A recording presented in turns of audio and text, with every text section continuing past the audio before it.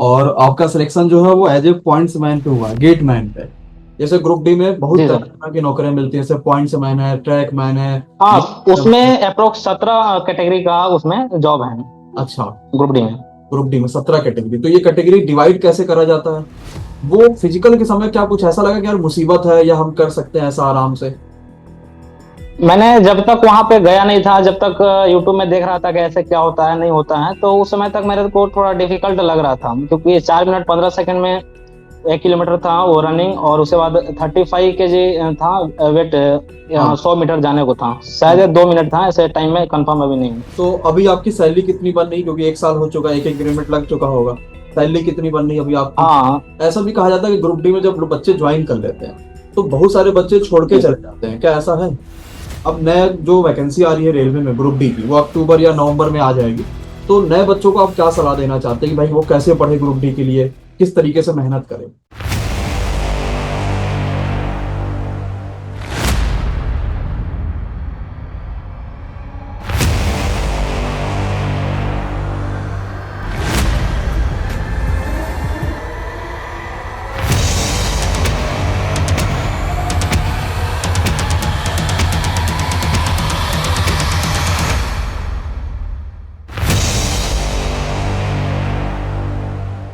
अच्छा कमलेश, अभी आपका जो आया हुआ है कमलेश कुमार मेहता जी हमारे साथ, जो आरआरसी 2019 से सिलेक्टेड है चेन्नई बोर्ड से। Yes sir.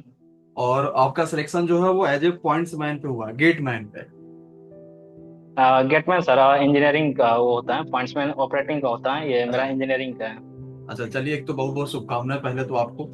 और कमलेश, थैंक कहाँ यू के सर। रहने वाले हैं आप, और आपने चेन्नई बोर्ड चुना, क्यों चुना?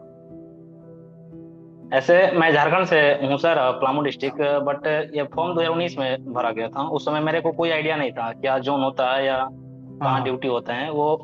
मैंने दुकान वाला से अप्लाई किया रहा था, वो अपने हिसाब से डाल दिया था सीट ज्यादा देखकर।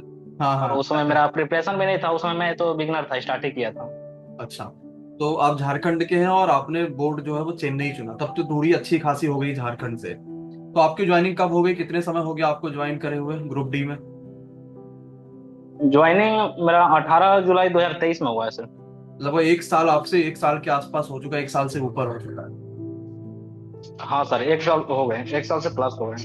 अच्छा, तो जैसे अभी मैंने जितने भी ग्रुप डी के बच्चों का इंटरव्यू लिया है, तो ज्यादातर ऐसे यस साथी सर। जिन्होंने एनटीपीसी का भी फॉर्म भरा था, एनटीपीसी में किसी कारणवश नहीं हो पाया।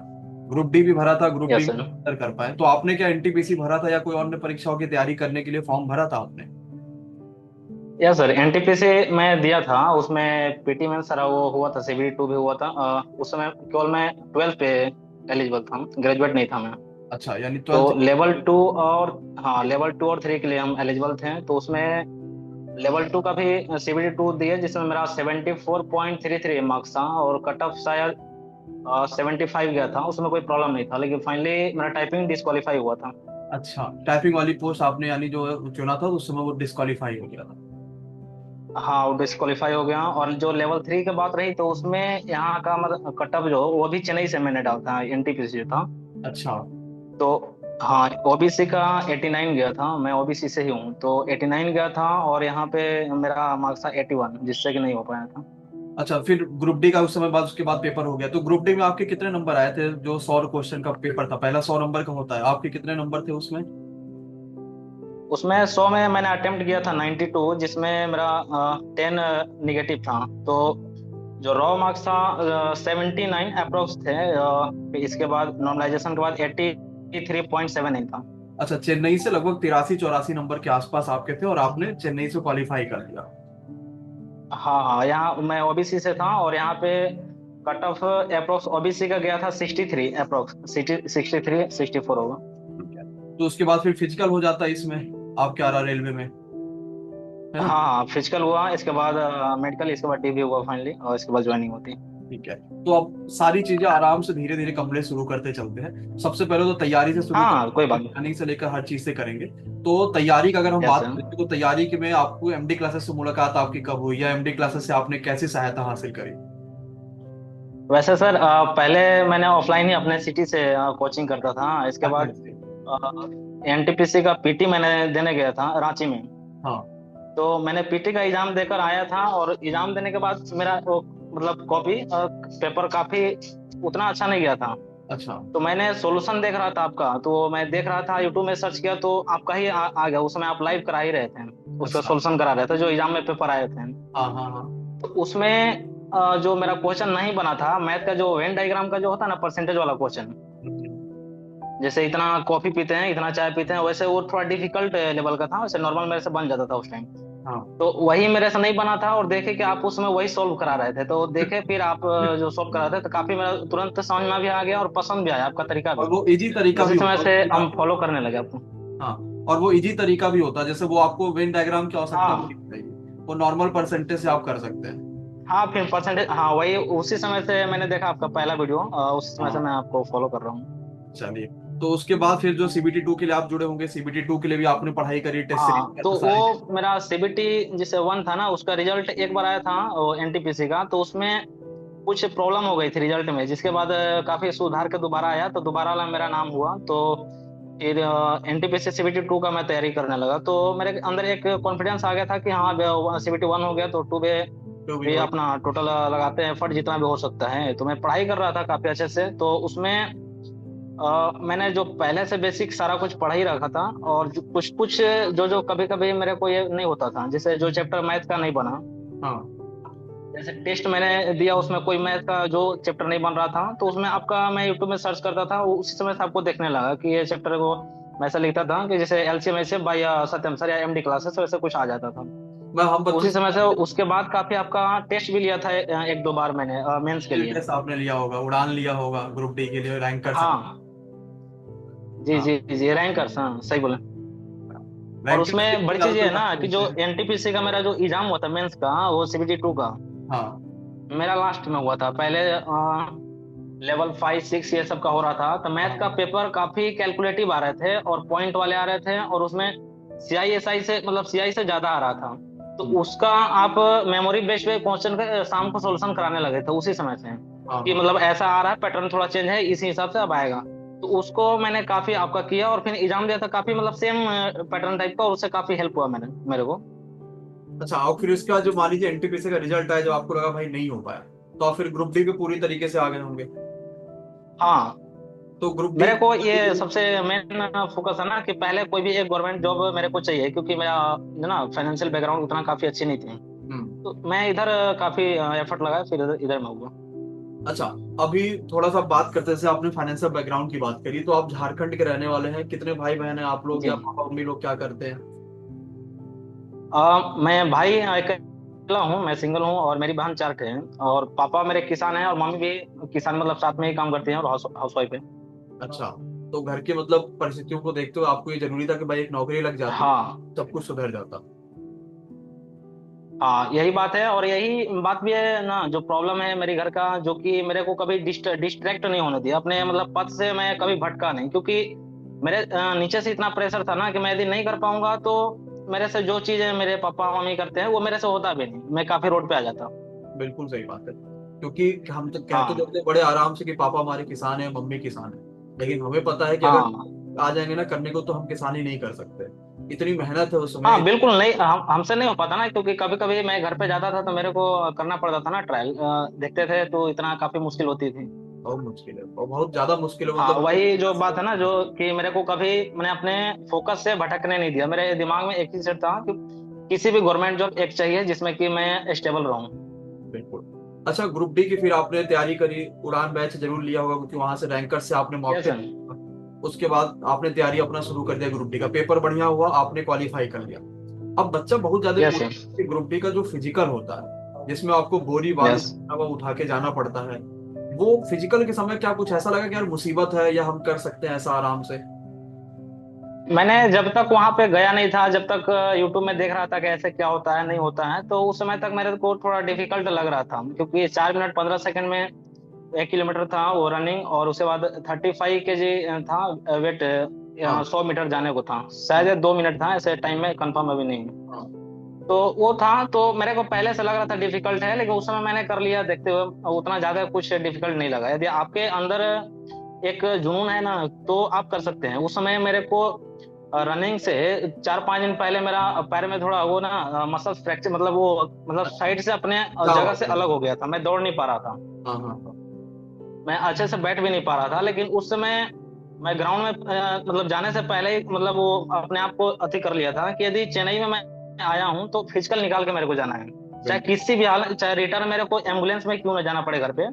लेकिन यहाँ से फिजिकल बिना निकाले नहीं जाना मेरे को। और हम लोग यार किसान के बेटे, इतना तो हिम्मत है हमारे हाँ, अंदर वही कि बात है। वो कर सकते हैं। चलिए, तो आप हाँ, उसका फिजिकल क्वालिफाई कर ले गए, मेडिकल आपका हुआ और फाइनल रिजल्ट आ गया कि हाँ, आप कमलेश का final selection RRC Chennai group D में हो चुका है। तो फिर आपने सबसे यस पहले सर। किसको दी कि भाई मेरा सिलेक्शन हो गया, मम्मी या पापा या घर पे किसको दिया? मैं घर पे अपने दीदी को सबसे पहले बताया था कि आज मेरा यहाँ पे रनिंग कंप्लीट हो गया, और फिर उसके बाद जब मेडिकल से भी निकला था तो दीदी को ही बताया था, क्योंकि मैं शुरू से अपने दीदी को आदर्श मानता हूँ, क्योंकि मुझे ना, जब प्राइमरी स्कूल में जाता था स्कूल, तो उस समय से साथ में पढ़ता था, अच्छा। तो हमेशा से मतलब एक मेरा अपलाइनर रही है, तो मैं पहले उसी को बताया था। अच्छा, तो फिर इसका जब नौकरी आपकी हाँ। फाइनल लग गई, ज्वाइनिंग आ गया, तब तो सब बड़े खुश होंगे घर में कि चलो कम से कम एक सरकारी नौकरी हुई। हाँ, एक ना वो अपने, मैं समाज से कुछ अलग, मैं अभी तो ज्यादा ऊपर नहीं हूँ ये नहीं बोलूंगा, लेकिन जहाँ मैं हूँ, जिस सोसाइटी से आता हूँ, हाँ। वहाँ के लिए बहुत ऊपर होता है, क्योंकि वहाँ आप, जो गांव में होता है ना, आप भी आज ना सरकारी नौकरी के बारे में वहाँ सोचेंगे कि रेलवे मेरे को जाना है, तैयारी करना है, तो एक तरीके से लोगों को विश्वास नहीं होती है, लगता है कि नहीं ये तो क्या मजाक कर रहा है, लेकिन मेरे को एक शुरू से ही मतलब ये था कि मेरे को ऐसा करना है। और बहुत बड़ी बात है, मतलब भले आदमी कहता है कि जैसे यूपीपी में कांस्टेबल लोग बनते हैं, तो आदमी कह देता है कि चलो हाँ। ये कांस्टेबल है या ये है, लेकिन जो गांव है ना, जब गांव के लोग सुनते हैं कि यार ये यूपीपी में है या यस सर। रेलवे में है या इस जगहों पर है, हम भले ग्रुप डी में हो या किसी भी जगहों पर हो, भाई नौकरी हाँ। तो है हमारे पास, कम से कम अपने घर को चला पा हाँ, रहे वैसे तो हैं। देखिए, वैसे मैं कुछ बड़े ये लेवल पे नहीं हूँ, लेवल 1 में हूँ, ये जेन्यून है, मेरा कोई ये नहीं है, लेकिन मैं अपने जहां से उठकर आया हूँ ये बड़ी चीज है, क्योंकि बड़ी। मेरे पापा का या मेरे घर का अभी तक मेरे कोई रिलेटिव में कोई से गवर्नमेंट जॉब में वैसे फिलहाल पहले से नहीं है, जैसे और आप उसके उन उसके लिए बच्चों तो में बड़ी चीज है। और आप उन बच्चों में हैं जब 1,03,000 वैकेंसी आई थी और फॉर्म पड़े थे 1 करोड़ यस सर। 20 लाख, यानी लगभग 1.25 करोड़ बच्चा और तो डिसक्वालीफाई हुआ होगा। और बात ये नहीं है सर कि हम ज्वाइनिंग किस पोस्ट पे किए हैं, बात यह है कि हम रिटायरमेंट किस पोस्ट से हो रहे हैं, क्योंकि अभी मेरा एज ही कितना हो रहा है, 24 हो रहा है, अभी मेरे पास काफी टाइम है, अभी भी मैं रुका नहीं हूँ, जितना टाइम मिलता है अभी भी पहले जैसा ही मैं पढ़ाई करता हूँ, जितना टाइम मिलता है उतना मैं करता हूँ। बिल्कुल। अच्छा, अभी अब थोड़ी सी बात और भी करते हैं ग्रुप डी की नौकरी को लेकर। जैसे ग्रुप डी में बहुत जी तरह सर। तरह की नौकरियां मिलती हैं, जैसे पॉइंट्स मैन है, ट्रैक मैन है, हाँ, ये उसमें अप्रोक्स 17 कैटेगरी का उसमें जॉब है, अच्छा, ग्रुप डी में। ग्रुप डी में 17 कैटेगरी, तो ये कैटेगरी डिवाइड कैसे करा जाता है?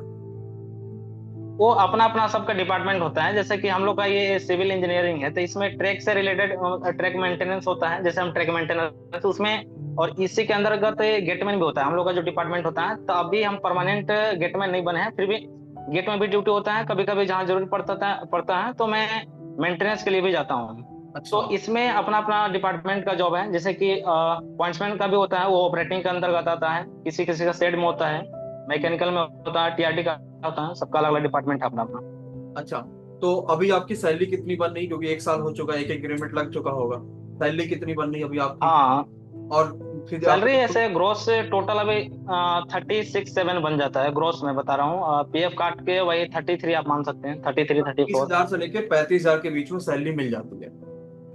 हाँ, वो डिपेंड करता है कि कभी कभी जैसे ना कि हम लोग का ये मिलता है, तो अगर वो मंथ में कितना हमको ट्रेवलिंग अलाउंस मिल रहा है, कितना हम दूर में जा रहे हैं, कभी अगर वो ऐसे बेसिक देखा जाए तो ग्रोस से 36 होता है, वो सब छोड़ के ना तो ऐसे 37-8 भी हो सकता है, चलिए, वही फिर तो बहुत पीएफ अच्छा है कि डिडक्शन हम के बाद 30-35 33 हजार रुपये 34 कम मान से सकते कम हैं। पाने के लिए काबिल हो चुके हैं। और फिर तो जब रेलवे में एक यस बार सर। की नौकरी लग जाती है, आदमी जब एक बार इंटर कर ले, तो जीडीसी परीक्षा देगा, इंटरनल एग्जाम देगा और अपने आप को ग्रो कर लेगा। हाँ तो जीडीसी आप भी जी। आपने करा है? हाँ, अभी जीडीसी का मैंने एग्जाम दिया है, और उसमें मेरे पास ग्रेजुएशन नहीं था, जिसके लिए मैं ट्रेन मैनेजर और ये सब के लिए मैं लेवल 5-6 के लिए एलिजिबल नहीं था, लेकिन फिर भी एएलपी और टेक्नीशियन का मैंने एग्जाम दिया था, जिसमें कि मेरा 82 मार्क्स है आउट ऑफ 100। अच्छा। तो देखते हैं आगे क्या हो पाता है। और ये अच्छी बात है, रेलवे में इतने बड़े डिपार्टमेंट में अगर आदमी नीचे एक पोस्ट पे जाता है, जो सबसे बिगिनर वाली पोस्ट है, लेवल 1, उसके बाद अगर वो मेहनत करेगा हाँ तो जब रिटायरमेंट होगा ना, तो एक अच्छी खासी पोस्ट से रिटायर होता है वो, अगर वो मेहनत करेगा जी। तो। यदि यदि आप खुद से यदि स्टॉप नहीं करते ना, तो दूसरा कोई नहीं कर सकता है। आपको दूसरा कोई हाथ पकड़ के थोड़ी बोलेगा कि नहीं आप यहाँ आ गए तो आप यहीं पे रह जाओ, ऐसा कोई नहीं बोलता। अच्छा, बस अभी ऐसा हाँ, भी थोड़ा कहा टाइम जाता का है, प्रॉब्लम होती है, खुद से टाइम मैनेज करना होता है। ऐसा भी कहा जाता है कि ग्रुप डी में जब बच्चे ज्वाइन कर लेते हैं तो बहुत सारे बच्चे छोड़ के जी चले जाते हैं, क्या ऐसा है? हाँ, छोड़ते हैं। वैसे बहुत सारे पोस्ट हैं, जो मैं जिस पोस्ट में हूँ इसमें बहुत सारा लोग लोग छोड़ भी देते हैं, क्योंकि ये जगह जगह पे वैरी करता है कि कहाँ किस तरीके का सीनियर है, किस तरीके का वहाँ पे काम का वर्कलोड है। तो हम्म। छोड़ते भी हैं काफी लोग, और ये डिपेंड करता है कि आपका घर का फाइनेंशियल बैकग्राउंड किस तरीके का है। जिसके ऊपर रिस्पॉन्सिबिलिटी है वो नहीं छोड़ सकता है शायद, और जो थोड़ा फ्री है, जिसका पास पैसा है, वो थोड़ा छोड़ के और इससे अच्छा जॉब का तैयारी भी कर सकते हैं, और इससे अच्छा बेहतर भी कर सकते हैं। वो अपने आप पे डिपेंड करता है कि आप क्या करना चाह रहे हैं आगे। हाँ, ये हो जाता कभी कभार कि भाई जो अच्छे घर के बच्चे हैं या जिनके पास मान लीजिए कि पैसा है भाई, हाँ नहीं कर सकते ये सारी नौकरी, तो वो कभी कभार छोड़ के चले जाते हैं। लेकिन हाँ, ये है कि भाई जो जिनके लिए नौकरी सबसे सर्वोत्तम है, जिसको करना ही करना, और वो मेहनत करके ले सकता है, और संघर्ष तो जीवन में करना ही जी। पड़ेगा। लेकिन संघर्ष नहीं करेंगे तो संभव भी तो नहीं है चीजें। जो नए हाँ बच्चे, बिल्कुल, संघर्ष तो करना ही होता है। अब नए जो वैकेंसी आ रही है रेलवे में ग्रुप डी की, वो अक्टूबर या नवंबर में आ जाएगी। तो नए बच्चों को आप क्या सलाह देना चाहते हैं कि भाई वो कैसे पढ़े ग्रुप डी के लिए, किस तरीके से मेहनत करें?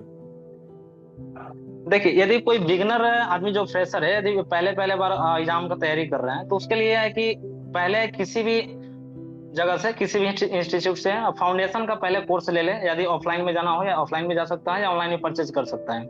अभी तो काफी चीजें ऑनलाइन और ऑफलाइन में मैं इनका इतना अंतर समझता हूँ कि देखिए, यदि दोनों चीज की कुछ ना कुछ मेरिट और डिमेरिट होती है। हम्म। ऑनलाइन में यह है कि यदि आपके अंदर कैपेसिटी है तो आप 6 महीने का कोर्स 4 महीने में भी मतलब कंप्लीट कर सकते हैं। क्योंकि यदि आप उसको रिकॉर्डेड फॉर्म में ले लिए तो एक दिन में यदि आपके अंदर कैपेसिटी है, आप मेहनत करना चाहते हैं उतना, तो 2 घंटा करके क्लास को जल्दी खत्म कर सकते हैं। लेकिन वही डिमेरिट ये है ऑनलाइन का कि थोड़ा आपके पास डिस्ट्रैक्शन ज्यादा हो जाते हैं, क्योंकि बिल्कुल। आपके अंदर कोई दूसरा किसी का ये नहीं होता है प्रेशर कि आप अभी पढ़ाई करो ही करो। ये क्लास करते करते रील भी देखने सकते भाई हैं हम आप। मोबाइल चला रहे हैं, इसमें पापा थोड़ा भी सोच रहे हैं हम पढ़ाई कर रहे हैं, पता चला हम मोबाइल में गेम खेल रहे हैं। हाँ, तो उसमें थोड़ा सेल्फ डिसिप्लिन लाना होता है ये। और लेकिन इसमें थोड़ा फाइनेंशियली, जो जिसके पास पैसा कम है वो भी कर सकता है, क्योंकि अभी तो 500-600 में मतलब ये हो जाते हैं, कोर्स मिल जाते हैं। काफी बिल्कुल। देखता हूँ। एक आपका फाउंडेशन बैच जो आया था सर, 599 का था शायद। हाँ, मैंने एक खुद अपने दोस्त का उसको रिकमेंड किया था, उसमें वो पिछले जनवरी में, अपने अच्छा। ज्वाइनिंग से पहले ही।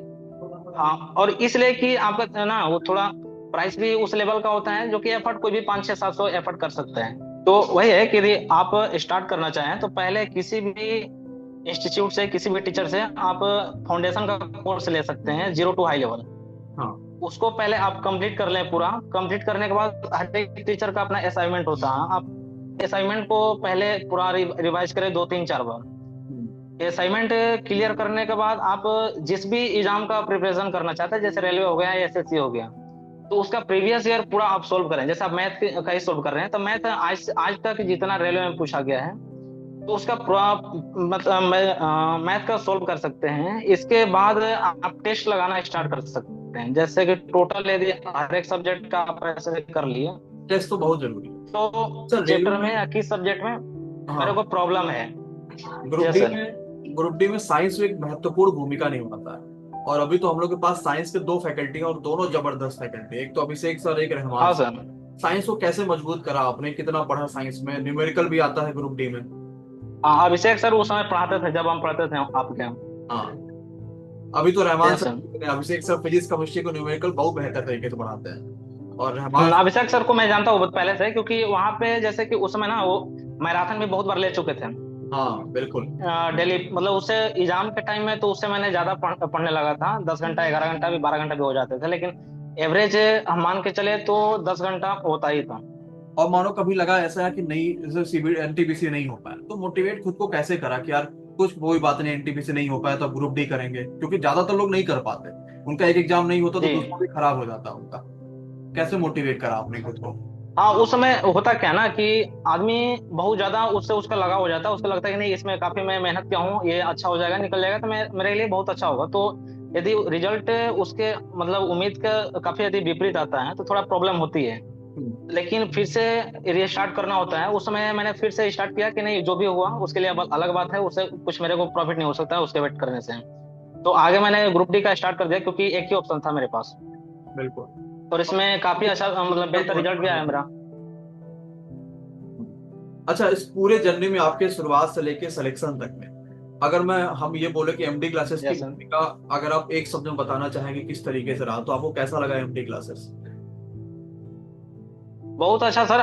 मैंने बहुत सारे अपने दोस्तों को रेकमेंड भी कर चुका हूँ। मेरे को काफी उस समय से मैं बहुत बार वैसे तो रेगुलर किसी बैच वैसे फिर से फिलहाल नहीं लिया है, लेकिन जो भी चैप्टर में प्रॉब्लम होता है कभी भी तो मैं यूट्यूब में ही सर्च करके आपका पढ़ लेता हूँ, क्योंकि बहुत सारे लगभग सारे टॉपिक का तो यूट्यूब में पढ़ा हुआ है आपका। तो अब आपसे लखनऊ में मैं मुलाकात वहां हो से सकती प्रैक्टिस है कर क्या? लेता अभी भी। लखनऊ में क्या मुलाकात सर? आपसे हो पाएगी? हाँ देखेंगे, जब यदि आएंगे तो वहां पे आगे कर लेंगे। चलिए, आएंगे। कभी भी आइए तो मुलाकात करिए, और बहुत अच्छा लगा आपसे बात करके, और हमें बड़ा अच्छा भी लगता है ना। मैं इसलिए भी ग्रुप डी के बच्चों के लिए थोड़ा ज्यादा इंटरव्यू हम लोग कर रहे हैं, क्योंकि जब ग्रुप डी का ज्यादातर जी। बच्चा एनटीपीसी का पेपर दे चुका होता है और एनटीपीसी में नहीं हो पाता किसी भी कारणवश, वो बहुत सारी परिस्थितियां हो जाती है, ग्रुप डी में बच्चा सिलेक्शन लेता है। तो अब दिक्कत ये आती है कि वो कैसे खुद को मोटिवेट करा था, उसने कैसे बेहतर करा अपने आप को, कि एनटीपीसी में नहीं हो पाया तो वो ग्रुप डी में कैसे कर सकता है, या ग्रुप डी की नौकरी के बाद कैसे खुद को संभाले रखे, ताकि धीरे धीरे वो और ऊंचाइयां पहुंच पाए। जी क्योंकि सर। ज्यादातर लोग छोड़ के जो चले जाते हैं, वो पता नहीं दोबारा नौकरी लग पा रही है कि नहीं लग पा रही है, और जो उस पर जमा रहा, हाँ वो तो कंफर्म नहीं है। हाँ, वो जो उस पर जमा रहा, वो अंदर जितने भी इंटरनल एग्जाम हो रहे हैं उसके थ्रू कम से कम बेहतर कर सकता है। Yes sir. बिल्कुल। चलिए कमलेश, बहुत अच्छा लगा आपसे बात करके। जो जीडीसी की परीक्षा जी दी सर, और बिल्कुल मेरे को भी काफी अच्छा लगा, क्योंकि आपने आपने इतना बड़े प्लेटफॉर्म पे बोलने का मौका दिया मेरे को ऐसा उम्मीद नहीं ये थी आप ही आपसे। सबका प्लेटफॉर्म है, आप ही सबने इसे बड़ा बनाया है। अब तो बहुत बच्चे हो गए इसके, जी। लेकिन जब शुरुआत आप लोगों ने करी होगी तब बहुत छोटे से शुरुआत हुई थी हर चीज की। चलिए, thank you so much Kamlesh, बहुत अच्छा लगा आपसे बात करके, धन्यवाद।